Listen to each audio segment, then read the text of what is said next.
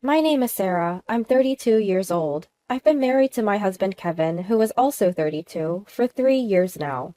Both of us work full-time jobs, juggle household chores, and we've been making it work. We don't have kids yet, but life has been fun, just the two of us. I work in sales for a trading company. A tough job, but it pays well, while Kevin earns less. But he loves his work and takes pride in it, and I've always admired that about him. Kevin often goes fishing, his hobby, and I was okay with it because it was his way of taking a break from work.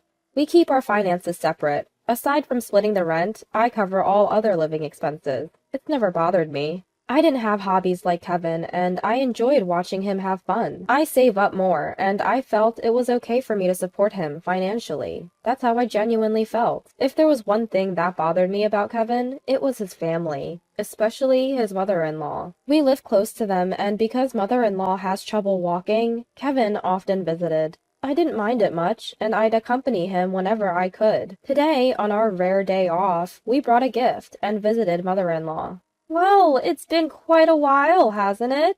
Sorry we've been away. Mother-in-law sighed, seemingly annoyed. It's only been 2 weeks since we last visited. Kevin went alone last week because I had to work on my day off. You may be busy with work, but you're also a wife, you know. Yes. Every time we meet, mother-in-law throws snide comments my way. She doesn't like that I earn more than Kevin. A woman should support and stand by her husband, she'd lecture. Mom, enough. We're handling it between us. Well, if you say so. I think mother-in-law, who's been a homemaker her whole life, can't relate to a working woman like me. I'm really sorry about that, Kevin said on our way back home. The constant passive-aggressive comments and lectures were stressful, but Kevin always stood up for me, which made it bearable. Hey, it seems like this month's rent hasn't been paid. Checking my bank account after work, I noticed there was no money. We couldn't make the withdrawal. Usually, Kevin deposits his half after he gets his paycheck, but it seems he forgot this time. I'm a bit short on cash this month.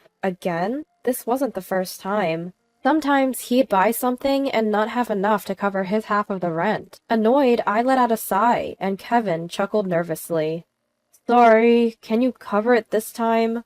He said it like it was no big deal. I'd understand it if it were once in a while. After all, we all want to make a big purchase sometimes. But didn't you say the same thing last month? It's a limited edition fishing rod. You said the same thing last month, didn't you? Couldn't you have discussed it with me before buying it? Even though we have separate finances, if we can't stick to the budget, we can't make it work. Especially when Kevin only pays half the rent. If he doesn't even cover that, then I'm left to handle all the living expenses. That's just not fair. Ugh, enough with the nagging. Kevin interrupts me, clearly annoyed, letting out a sigh and furrowing his brows. Nagging? Sure, we've had these kinds of conversations before, but only about shared expenses. I never meddled in how he spends his own money. Why are you always talking about money, Sarah? Are you obsessed? I was genuinely shocked to hear him say that. Well, we can't live here if we don't pay the rent, right? Talking about money all the time is unattractive. What? Unattractive, Kevin says, looking right at me. Why would he say something like that? I liked that Kevin wasn't concerned about money, and I was okay with managing our finances. And now he calls it unattractive?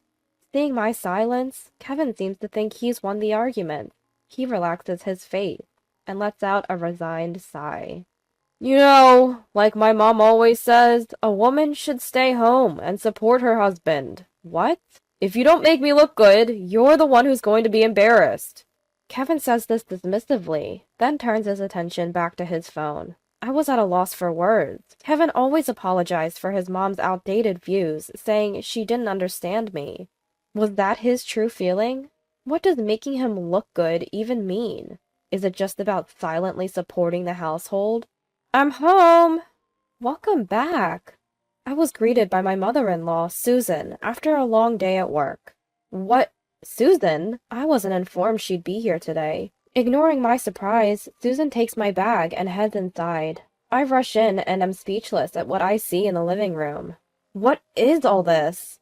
Boxes and belongings are cluttered everywhere, leaving no space to walk. Not just Susan, but my father-in-law is here too. Kevin is casually watching TV and drinking a beer. What's going on here?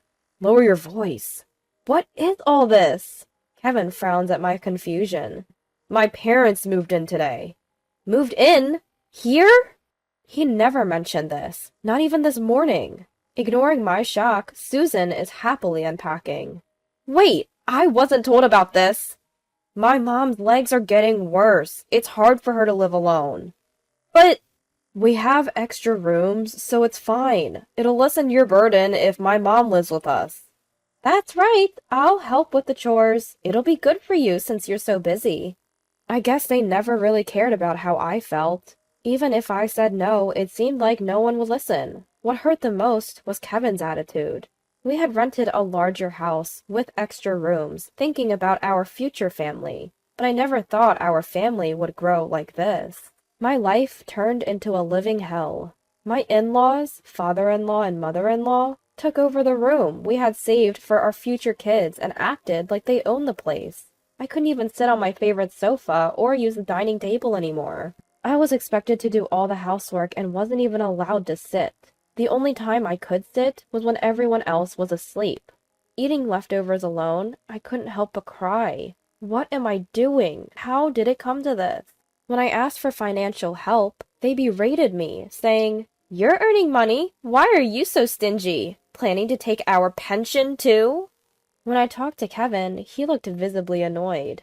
What's the big deal? Mom is helping with the chores, isn't she?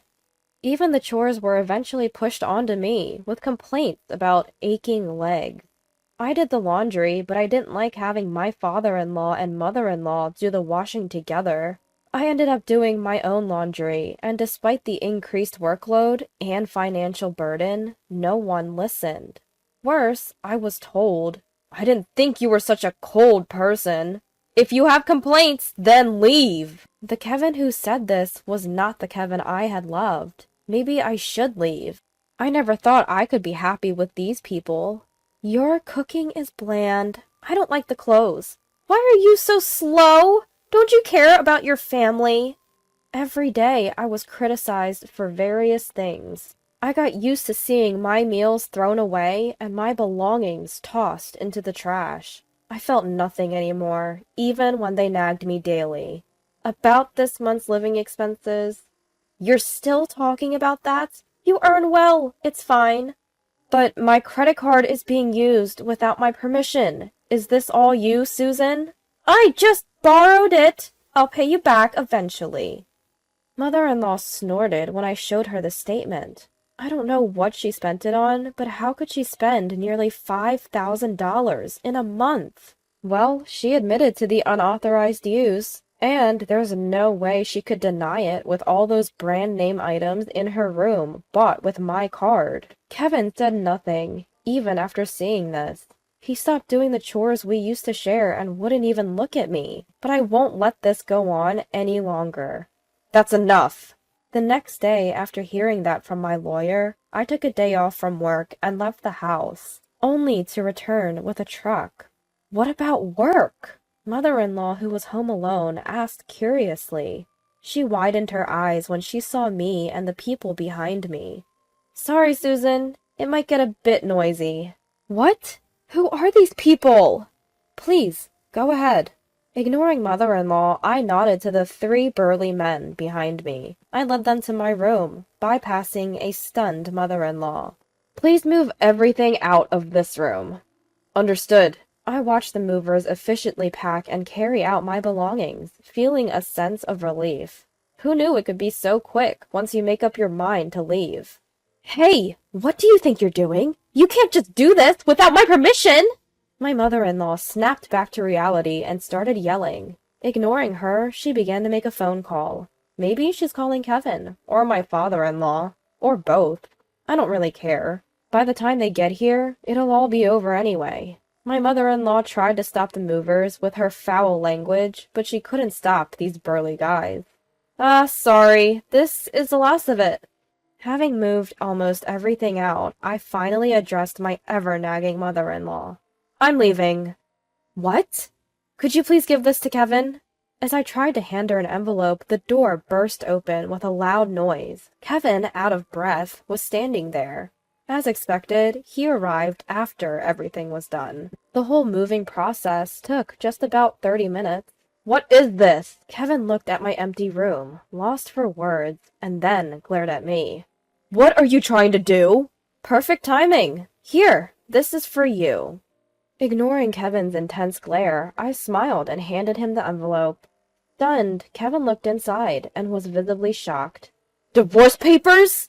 "What?" My mother-in-law also peered over, her eyes widening. "How dare you give divorce papers to my son?"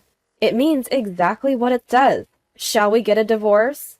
"My son married you! You should be grateful and serve this family!"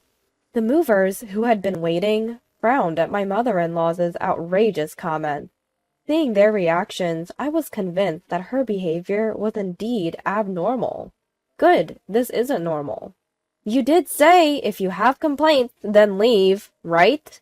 "I didn't mean it like—" Kevin hesitated. He probably never thought I'd actually leave. He couldn't have imagined I'd walk away.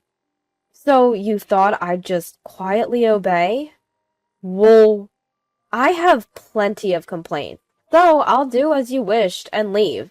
I'm not stupid enough to stay here and endure this." Leaving those words for a stunned Kevin, I walked out of the house with the movers. "Sorry for involving you in this mess," I apologized. "No problem. We understand," they smiled. "You've had it tough," they all said, comforting me. I couldn't hold back the tears anymore.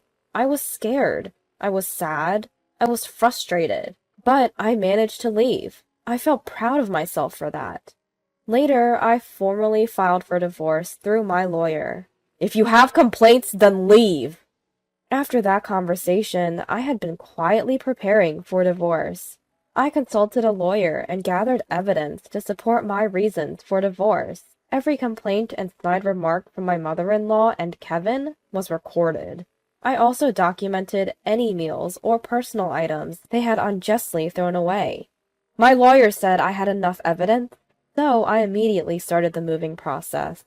I had already signed a lease for my new place. All that was left was to move my stuff in. I chuckled at the few boxes that contained my life, but the thought of being surrounded by things I love excited me. I had to leave behind my favorite sofa and dining table, but I can always find new favorites. I heard from my lawyer that Kevin was stubbornly refusing to divorce.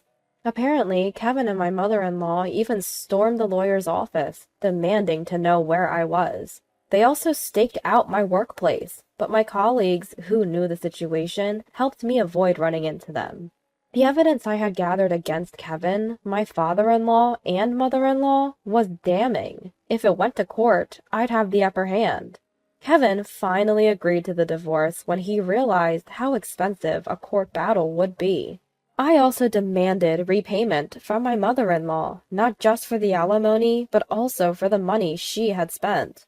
She blustered about demanding money from me, but backed down when I mentioned I had evidence of her unauthorized use of my credit card. Family, huh? But her idea of family only included Kevin, my father-in-law, and herself. Did she forget how she'd always left me out? The word family, which she only used when it suited her, made me nauseous. After the divorce was finalized and the alimony paid, Kevin and his family moved away like they were fleeing. Their bad reputation had spread in the neighborhood, making it uncomfortable for them to stay. Plus, they couldn't afford the rent on Kevin's salary alone.